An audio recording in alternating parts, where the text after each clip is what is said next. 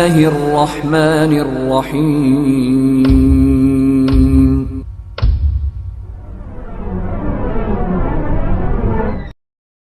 ونستعينه ونستغفره ونعوذ بالله من شرور أنفسنا ومن سيئات أعمالنا من يهده الله فلا مضل له ومن يضلله فلا هادي له وأشهد أن لا إله إلا الله وأشهد أن محمدا عبده ورسوله أما بعد فإن خير الحديث كتاب الله وخير الهدي هدي محمد صلى الله عليه وسلم وشر الأمور محدثاتها وكل محدثة بدعة وكل بدعة ضلالة وكل ضلالة في النار.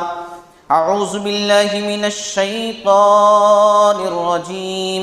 بسم الله الرحمن الرحيم. وَإِذْ قَالَ لُقْمَانُ لِابْنِهِ وَهُوَ يَعِظُهُ يَا بُنَيَّ لَا تُشْرِكْ بِاللَّهِ إِنَّ الشِّرْكَ لَظُلْمٌ عَظِيمٌ رَبِّ اشْرَحْ لِي صَدْرِي وَيَسِّرْ لِي أَمْرِي وَاحْلُلْ عُقْدَةً مِّن لِّسَانِي يَفْقَهُوا قَوْلِي رَبِّ زِدْنِي عِلْمًا رَبِّ زِدْنِي عِلْمًا رَبِّ زِدْنِي عِلْمًا. محترم حاضرین جمعہ، سب سے پہلے اللہ کی تعریف ہو جو ہر قسم کی تعریفات کے لائق ہے، جو ہمارا خالق، مالک، مربی، پالنہار ہے، جس نے ہمیں بیش بہا انعامات اور نعمتوں سے نوازا ہے، ہماری بھلائی، رشد و ہدایت کے لیے اپنے بہت سارے نیک، اچھے سچے بندوں کو نبی اور رسول بنا کر کے اسی اللہ نے بھیجا. تمام نبیوں پر خصوصاً آخری نبی جناب محمد الرسول اللہ صلی اللہ علیہ وسلم پر بیش بہا بے شمار درود و سلام کا تحفہ ہو کہ جن کے ذریعے سے بنو نوع انسانیت کو ہدایت ملی اور جن کے ذریعے سے انسان سمجھ سکا کہ اس کی زندگی کا مقصد کیا ہے، صلی اللہ علیہ وسلم. محترم حضرات، آج جس موضوع پر مجھے بات کرنی ہے وہ موضوع ہے حضرت لقمان حکیم کی نصیحتیں. یہ بڑی مشہور بات ہے، لیکن کم ہی لوگ ہوتے ہیں جو قرآن مجید کو ترجمے کے ساتھ سمجھ کر پڑھتے ہیں، اور ان میں سے بھی بہت کم لوگ ہوتے ہیں جو پڑھے ہیں اس پر عمل کرتے ہیں. آج میں لقمان جو بہت بڑے حکیم گزرے ہیں ان کی نصیحتیں آپ لوگوں کے سامنے رکھوں گا، اور ان کی نصیحتیں اتنی اعلیٰ، اتنی عرفہ، اتنی کمال اور اتنی بہترین ہیں کہ رب ذوالجلال نے قرآن مجید کے اندر ان کی نصیحتوں کا تذکرہ کیا ہے. ان کے نام سے مکمل ایک سورہ قرآن مجید کے اندر موجود ہے. ذرا سوچئے، ایک شخص نہ نبی ہے نہ رسول ہے، لیکن اس کے نام کا تذکرہ، اس کے نام کے سورت کا تذکرہ قرآن میں ہو، اور اس کی باتوں، اس کی نصیحتوں کا تذکرہ قرآن میں ہو، تو وہ آدمی کیسا ہوگا اور اس کی باتیں کیسی ہوں گی؟ سوچنے والی بات. حالانکہ لقمان حکیم جو تھے یہ سیاہ فام تھے، بالکل کالے تھے، غلام تھے، پستہ قد تھے. یعنی کہ میں اس لیے یہ کہہ رہا ہوں، اللہ تعالیٰ نے تمام انسانوں کو خوبصورت بنایا ہے، لیکن انسانی ذہنیت کیا ہے؟ انسانی ذہنیت، آدمی ظاہری خوبصورتی بھی دیکھتا ہے، لیکن اللہ تعالیٰ جو ہے اصل خوبصورتی، یہ دل والی خوبصورتی دیکھتا ہے. اس کے پاس جو چلتا ہے نا، یہ تقویٰ چلتا ہے اور کچھ نہیں چلتا ہے. یہ سیاہ فام تھے، غلام تھے، اور ان کے بیٹے کا نام ساران تھا. پیشے سے جو ہے فرنیچر کا کام جانتے تھے، بڑھئی کرتے تھے، نجار تھے. اور حکیم ان کو اس لیے کہا گیا ہے، حکیم کا مطلب یہ دوائیاں نہیں بانٹتے پھرتے تھے، حکیم کا مطلب یہ ہے کہ ان کی باتیں حکیمانہ تھیں، ان کی باتیں ایسی تھیں کہ بہت بہترین اور زندگی کو کامیاب بنانے کے لیے بہت ہی لاجواب باتیں ہوا کرتی تھیں لقمان حکیم کی. ایک واقعہ سناؤں میں، ابن کثیر رحمۃ اللہ علیہ نے تفسیر ابن کثیر کے اندر اس واقعے کو نقل کیا ہے کہ ایک مرتبہ ان کے آقا یعنی جس کے یہ غلام تھے، ان کے مالک نے کہا کہ جا کر کے لقمان بکری ذبح کرو اور اس میں سے 2 حصہ 2 پیسز ایسے نکال کر لے کر آؤ جو سب سے بہترین ہو، سب سے بہترین ہو، بکری ذبح کرو اور 2 پارٹس 2 حصہ یا 2 بوٹی کہہ لیجئے 2 جز ایسے نکال کر لے کر آؤ جو سب سے بہترین ہو۔ گئے بکری ذبح کی اور دل اور زبان لے کر کے چلے آئے۔ کچھ دنوں کے بعد مالک نے پھر کہا اچھا ٹھیک ہے، پھر سے جا کر کے بکری ذبح کرو اور اب کی بار سب سے برا حصہ 2 سب سے برا حصہ نکال کر لے کر آؤ۔ پھر گئے بکری ذبح کی اور پھر جو ہے زبان اور دل، پھر وہی زبان اور دل نکال کر لے کر چلے آئے۔ تو مالک نے سوال کیا کہ لقمان جب میں نے کہا تھا کہ 2 سب سے اچھے حصے لے کر کے آؤ تب بھی زبان اور دل لائے تھے، اب میں نے آج کہا ہے کہ سب سے برا حصہ لے کر کے آؤ تب بھی زبان اور دل لے کر آئے ہو، کیا مطلب؟ دیکھیے جواب سے آپ سمجھ میں آ جائے گا آپ لوگوں کو کہ ان کو حکیم کیوں کہا گیا ہے، ان کی باتیں اتنی حکیمانہ کیوں ہوتی تھی۔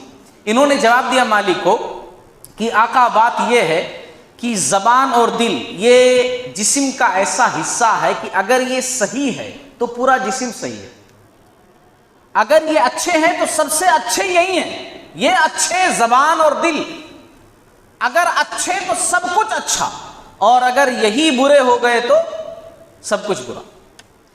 تو ان کی باتیں ایسی ہوتی تھی، ان کی سوچ ایسی تھی، اسی لیے ان کو لقمان حکیم کہا گیا ہے۔ انہوں نے اپنے بیٹے کو نصیحت کی، بیٹا بھی بہت بڑا نہیں، عمر تو قرآن میں نہیں ذکر کی گئی ہے، لیکن جس طریقے سے یا بنیا کے الفاظ قرآن میں ملتے ہیں اس سے پتا چلتا ہے کہ بچہ بہت بڑا نہیں تھا۔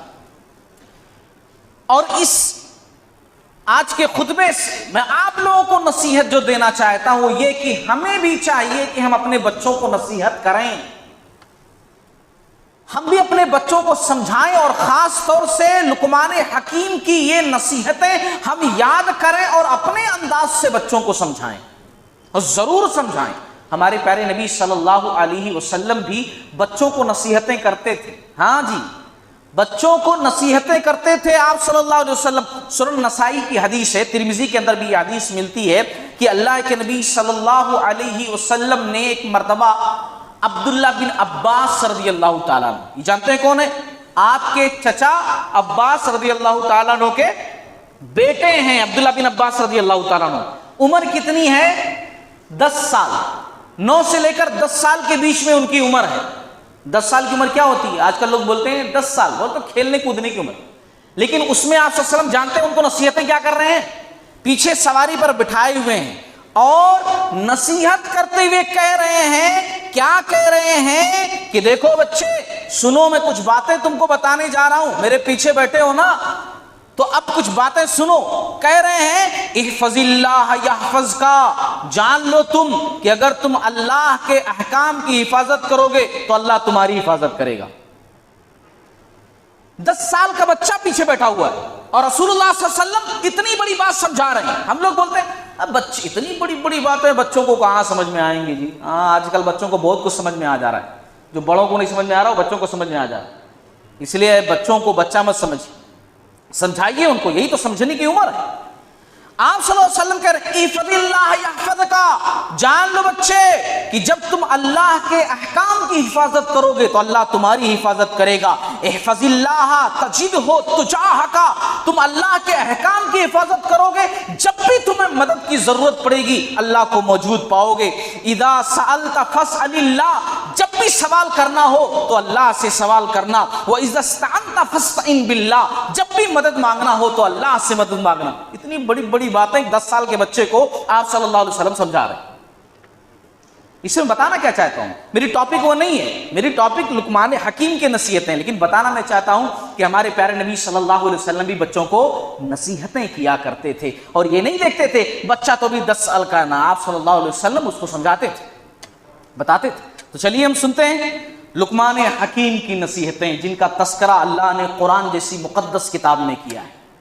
لقمان حکیم. اللہ نے فرمایا وَإِذْ قَالَ لُقْمَانُ لِابْنِهِ وَهُوَ يَعِظُهُ، اور اس قرآن کے اندر، اس کتاب کے اندر لقمان حکیم کی نصیحتوں کا تذکرہ کرو، جبکہ انہوں نے اپنے بچے کو نصیحت کی. کیونکہ اللہ تعالیٰ نے قرآن آپ صلی اللہ علیہ وسلم پر نازل کیا نا، تو آپ صلی اللہ علیہ وسلم سے کہا جا رہا ہے کہ ذرا یاد کرو، اور آپ صلی اللہ علیہ وسلم کے ذریعے سارے لوگوں کو کہا جا رہا ہے کہ لقمان حکیم کی نصیحتوں کا بھی تذکرہ ہے قرآن میں. سنو، دیکھو لقمان حکیم نے اپنے بچے کو کیا نصیحتیں کی. کہا یا بنی لا تشرک باللہ. اللہ اکبر. پہلی نصیحت ہے نا، پہلی نصیحت. جی آج لوگ بولتے ہیں نا کہ آج کل لوگ توحید شرک توحید شرک توحید شرک ہی کرتے رہتے ہیں. میرے بھائی، اسلام میں سب سے پہلے نمبر پر کوئی چیز آتی ہے نا تو وہ توحید ہے. توحید اور شرک کے بارے میں جاننا سب سے پہلے انسان کو ضروری ہے. آپ نماز بہترین پڑھو، آپ روزے بہترین رکھو، آپ حج کرو، آپ عمرہ کرو، آپ کا عقیدہ اگر صحیح نہیں ہے نا تو سب برباد ہے. ہاں، سب برباد ہے. اسی لیے زیادہ تر آپ مجھے بھی دیکھتے ہوں گے یا اچھے علماء کو آپ سنتے ہوں گے، توحید شرک کی بات سب سے زیادہ کرتے ہیں. کیوں؟ اسی لیے کہ قرآن کا بھی یہی طریقہ ہے، ہمارے نبی کا بھی یہی طریقہ ہے کہ سب سے پہلے اگر کسی کو سمجھایا جائے شروع سے تو سب سے پہلے نمبر پر اس کے عقیدے کو صحیح کرنا ہے. پہلے نماز نہیں. عقیدہ اس کا غلط ہے تو نماز پڑھے گا تو ویسے قبول نہیں ہوگی.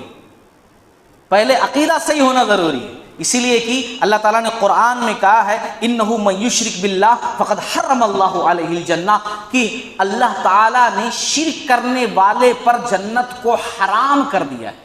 اللہ دوسرے گناہوں کو معاف کر سکتا ہے لیکن شرک کی معافی نہیں ہے. شرک کی معافی، شرک گناہ عظیم ہے. اور اسی لیے جو ہے لقمان حکیم اپنے بچے کو سب سے پہلے سمجھا رہے ہیں یا بنیا، میرے پیارے بچے، لا تشرک باللہ، کبھی اللہ تعالیٰ کے ساتھ دیکھو شریک اور ساجی مت ٹھہرانا، کبھی شرک نہیں کرنا ہے. نہیں، دیکھو کتنے پیار سمجھا رہے ہیں یا بنیا. اللہ تعالیٰ جس طرح قرآن میں کہتا یا عبادی، اے میرے بندو، اپنے بچے کو سمجھا رہے ہیں یا بنیا، اے میرے بچے.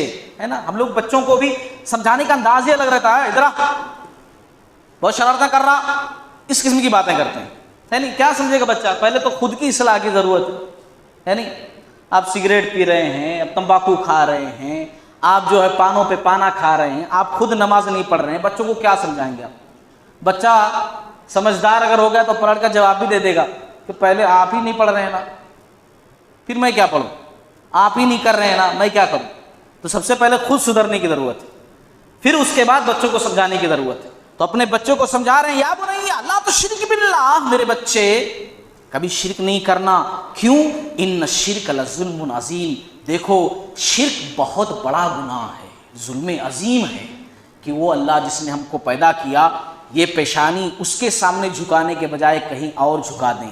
وہ اللہ جس نے سب کچھ دیا اس کو اپنا مشکل کشا، حاجت روا اور داتا گنج بخش سمجھ نہ کر کے اس کو کسی اور کو سمجھیں، یہ سب سے بڑا گناہ ہے. کبھی ایسا نہیں کرنا. سب سے پہلے عقیدہ سمجھا رہے ہیں، اور دیکھو کتنے پیارے انداز سے سمجھا رہے ہیں. خود سمجھو پھر سمجھاؤ. کتنے پیارے انداز سے کہہ رہے ہیں یا بنیا، اے میرے بچے، انہا ان تک مثقال حبۃ من خردل فتکن فی صخرۃ او فی السماوات او فی الارض یاتی بها اللہ ان اللہ لطیف خبیر. اے میرے بچے، اگر کوئی چیز رائی کے دانے کے برابر ہو، سمجھنے والی چیز ہے، کہہ رہے ہیں میرے بچے اگر کوئی چیز رائی کے دانے کے برابر ہو، پھر چاہے وہ کسی چٹان میں ہو یا آسمانوں میں ہو یا زمین میں ہو، اللہ تعالیٰ اسے قیامت کے دن ضرور لے آئے گا. اللہ بڑا باریک بھی اور خبردار ہے. ہاں بچے جان لو، تم کوئی غلط کام نہ کمرے میں چھپ کر کے کرو گے، لحاف چادر اوڑھ کر کرو گے، سب سے نظریں بچا کر کرو گے، ہلکا سا کرو گے، تب بھی اللہ تعالیٰ اس بات کو قیامت کے دن سب کے سامنے لے آئے گا. تم بچ نہیں سکتے ہو. یہ مت سوچو کہ امی ابو کی نظروں سے بچ گئے تو بچ گئے، نہیں، اللہ رب العالمین ضرور اس بات کو لے آئے گا. تم کہیں بھی کرو، کتنا بھی چھپ کر کے کرو. کتنے پیارے انداز سمجھا رہے بچے کو کہ تم کوئی بھی گناہ بیٹے کرو گے، اتنا بھی گناہ، رائی کتنا بڑا ہوتا، اتنا باریک سا رہتا رائی، اتنا بھی اگر گناہ تم کرو گے، کہیں بھی تم کر لو، چھپ کر لو، آسمان میں زمین میں کہیں بھی، اللہ تعالیٰ اس کو لے آئے گا۔ اللہ ہر چیز کو بہت مضبوطی سے پکڑنے والا، ہر چیز کو دیکھنے والا ہے۔ وہ تو اندھیری رات میں کالے پہاڑ پر کالی چمٹی کو بھی چلتے ہوئے دیکھتا ہے، اس کی آواز کو بھی سنتا ہے، وہ اتنا باریک بھی، وہ اتنا جاننے والا ہے، اس کی نظروں سے بچے نہیں بچ سکتے۔ پھر اس کے بعد یہ تو عقیدہ ہو گیا، عقیدہ سمجھا دیا ہے نا، اللہ تعالیٰ کے بارے میں بتا دیا۔ پھر دیکھیے اب عمل کی اصلاح کر رہے ہیں، اس کے بعد عمل کہہ رہے ہیں یا بنی اقم الصلاۃ، اے میرے بچے نماز قائم کرنا۔ اب ان کی اس وقت اس شریعت میں جتنی بھی نمازیں رہی ہوں گی اس کے بارے میں کہہ رہے ہیں کہ نماز کبھی نہیں چھوڑنا، نماز کی پابندی کرنا ہے نا، نماز کبھی ترک مت کرنا، اقم الصلاۃ، کبھی نماز ترک نہیں کرنا، نماز قائم کرنا، وَأَمُرْ بِالْمَعْرُوفِ وَانْهَ عَنِ الْمُنْكَرِ، اور صرف ایسا نہیں کہ خود ہی نماز پڑھنا، خود ہی اچھے کام کرنا، نہیں، اچھی بات لوگوں کو بتانا اور بری بات سے لوگوں کو منع کرنا، ہاں یہ بھی کرنا، یہ نہیں کہ بھئی ہم کر لے رہنا کافی، ان کا عمل ان کے ساتھ، ان کی قبر میں ہم تھوڑی جائیں گے، نہیں، ساتھ ہی ساتھ اچھی بات بتاتے رہنا، بری بات سے لوگوں کو منع کرتے رہنا، اور صرف یہی نہیں، وَاصْبِرْ عَلَى مَا أَصَابَكَ إِنَّ ذَلِكَ مِنْ عَزْمِ الْأُمُورِ، اور بچے یہ سارے کام کرنے میں تمہیں تکلیف ہوگی، نماز پڑھنے میں کبھی کبھار ایسا بولے گا بستر سے نہ اٹھوں، نیند آ رہی ہے، سویا ہی رہوں،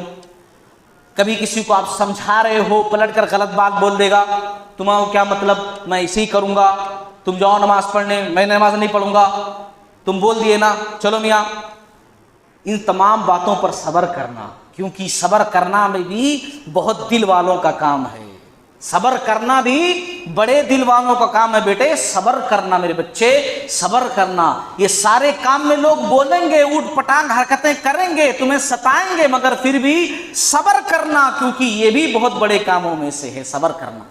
پھر اس کے ساتھ ساتھ اب دیکھیے عمل کی اصلاح بھی کر دیے، عقیدے کی اصلاح کر دیے، اور پھر اس کے بعد اب لوگوں میں کیسے رہنا تم وہ سمجھا رہے ہیں، مختصر لوگوں میں کیسے رہنا، کہہ رہے ہیں وَلَا تُصَعِّرْ خَدَّكَ لِلنَّاسِ، اور لوگوں کو حقیر نہ سمجھنا۔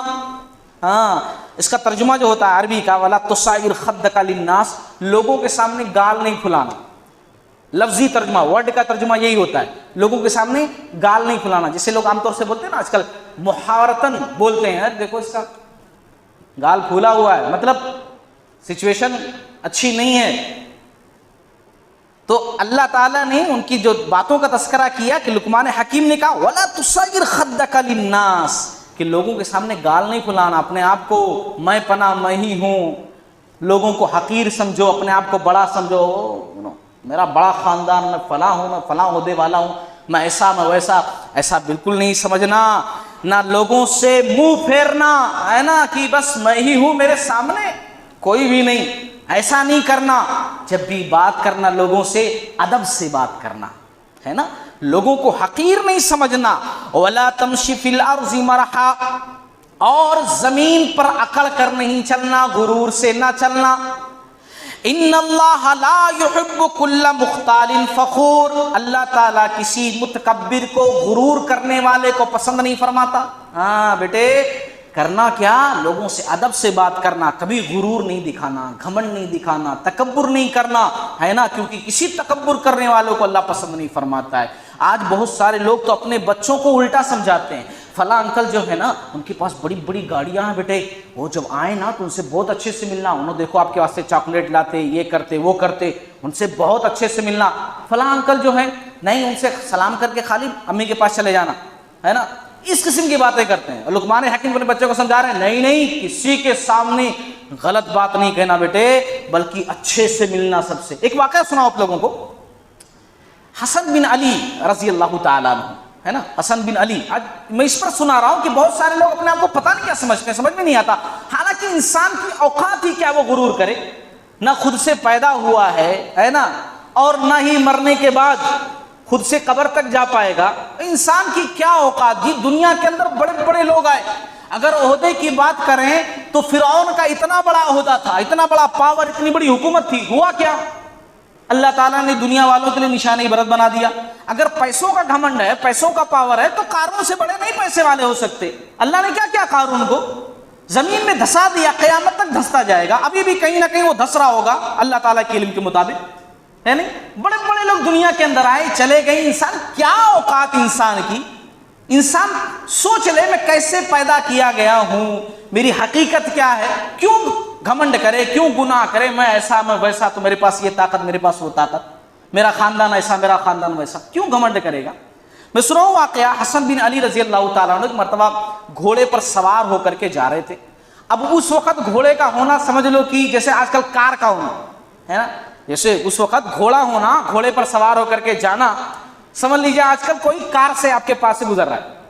تو راستے میں کچھ لوگ ملے، اور وہ لوگ کیسے تھے، اور ان کی کیفیت بتاؤں جو کتاب میں لکھی ہوئی ہے، کہ وہ لوگ جو ہے سوکھی روٹیاں کھا رہے تھے، اور روٹیاں رکھنے کے لیے ان کے پاس برتن نہیں تھے، وہ لوگ ایسے ہی روٹیاں سوکھی کھا رہے تھے، یعنی وہ ایسے لوگ تھے، اور یہ گھوڑے سے جا رہے ہیں۔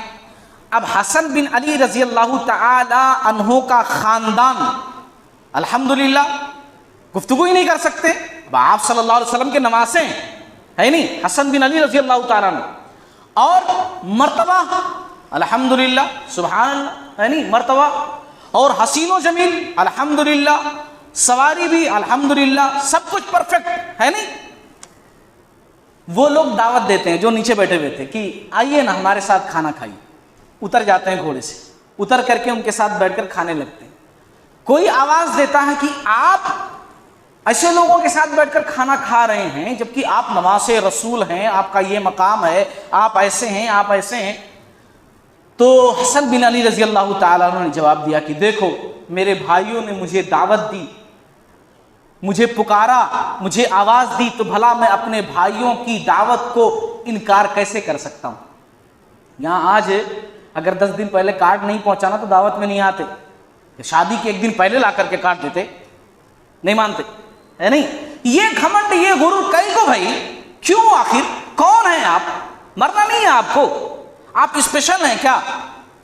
حسن بن علی رضی اللہ تعالیٰ عنہ سے بھی زیادہ اسپیشل ہیں، نواسے رسول سے زیادہ آپ کا مقام ہے، ان سے بڑا خاندان آپ کا ہے، ان سے مقام آپ کا زیادہ ہے، کون ہیں آپ؟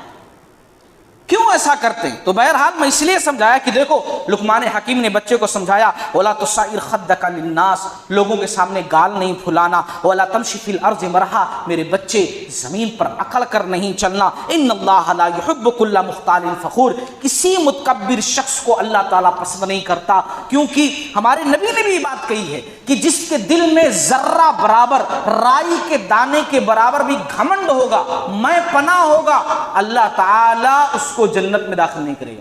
ہاں حرام ہے اس کے اوپر جنت، جی حرام ہے جس کے دل میں کبر ہو، غرور ہو، گھمنڈ ہو، ہاں جنت میں نہیں جا سکتا۔ لاکھ نمازیں پڑھے آ کر کے، حج بھی کر لے، مگر لوگوں کو حقیر سمجھتا ہے، اپنے آپ کو بڑا سمجھتا ہے، میں ہوں، میں فلاں خاندان کا، جنت میں نہیں جا سکتا۔ یہ اسلام کے اصول کے مطابق، باقی اللہ تعالیٰ کس کو معاف کر دے وہ اس کے اختیار میں، کوئی کچھ نہیں کہہ سکتا۔ ایک آخری نصیحت، وَاقْصِدْ فِي مَشْيِكَ وَاغْضُضْ مِن صَوْتِكَ، میرے پیارے بچے اپنی رفتار میں میانہ روی اختیار کر۔ بچے کو نصیحت کر رہے ہیں، میرے بچے جب تو چلنا زمین پر تو اکڑ کر مت چل، غرور کے ساتھ، ایسا نہیں کہ باقاعدہ دکھا کر کے۔ آج کل وہ میں کبھی کبھار موبائل پر دیکھتا ہوں، ویڈیوز کے شروع میں آ جاتا ہے نا، ایسے ہی بہت سارے لوگ باقاعدہ اسپیشل ویڈیو بنا کر ڈالتے ہیں، مون واک تو فلاں واک تو فلاں واک، ہے نا، وہ اسٹائل سے چل رہے ہیں، سلو موشن میں دکھا رہے ہیں یہ میں چل رہا ہوں۔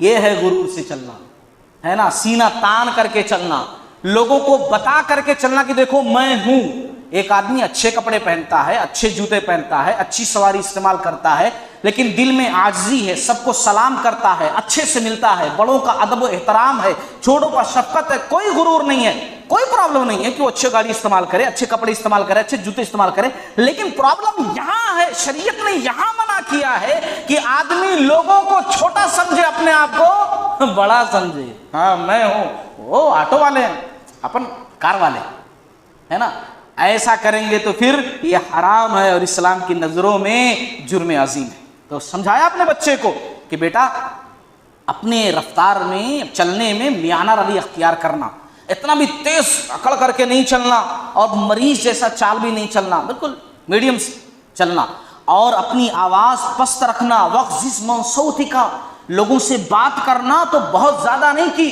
آپ بات کرو تو ہاں میں بول رہا ہوں, اس انداز سے بات نہیں کرنا, اکڑ کر کے, گردن ٹیڑھی کر کے, ہے نا, بنا کر کے آواز کو نہیں, بلکہ اپنی آواز کو پست رکھنا. ہاں پست رکھنا, اس لیے کہ ان انکر الاصوات لصوت الحمیر, اس لیے کہ آواز میں گدھوں کی آواز سب سے بری ہوتی ہے. یہ کیوں بات کہی؟ آواز میں سب سے بری آواز گدھے کی ہوتی ہے. یہ سمجھ میں نہیں آ رہا نا, میں سمجھاتا ہوں. گدھا بہت زور زور سے چیختا ہے نا, بہت زور زور سے چیختا ہے, اس کی آواز خوبصورت لگتی ہے؟ بالکل بھی نہیں. کتنا بھی زور سے وہ بولے اس کی آواز خوبصورت ہوتی ہے؟ نہیں ہوتی ہے. تو سمجھا وہی رہے ہیں کہ تمہارے زور زور سے بولنے سے کچھ نہیں ہوتا ہے.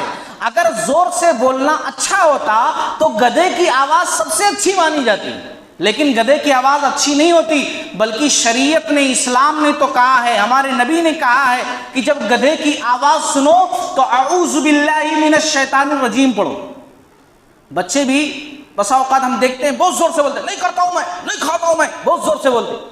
ان کو بھی پیار سے سمجھائیے, ان کو سمجھائیے کہ ہاں کہیں گدھے جیسی آواز آ رہی ہے, کوئی بہت زور سے گدھے جیسا چیخ رہا ہے, انشاءاللہ اس کو سمجھ میں آئے گا, بعد میں اس کو سمجھ میں آئے گا رہے زور سے بولنا والے تو گدھے کی طرح ہے, زور سے نہیں بولنا چاہیے, ہے نا, ادب سے بولنا چاہیے, احترام سے بولنا چاہیے. تو اس لیے یہ ساری نصیحتیں میں نے آپ لوگوں کے سامنے ذکر کی ہیں کہ آپ لوگ بھی سمجھیں, اپنے بچوں کو سمجھائیں, ہے نا, اپنے بچوں کو سمجھائیں. الحمدللہ یہ بڑی پیاری نصیحتیں ہیں, بڑی حکیمانہ نصیحتیں ہیں. اس میں عقیدہ بھی ہے, اعمال بھی ہے, اصلاح معاشرہ بھی ہے, خود کے بارے میں بھی ہے, ہر ایک چیز ان نصیحتوں کے اندر موجود ہے. اللہ تعالیٰ سے دعا اللہ تعالیٰ ہم تمام لوگوں کو کہنے سننے سے زیادہ عمل کرنے کی توفیق عطا فرمائے. باری تعالیٰ ہمیں توفیق دے کہ ہم مل جل کر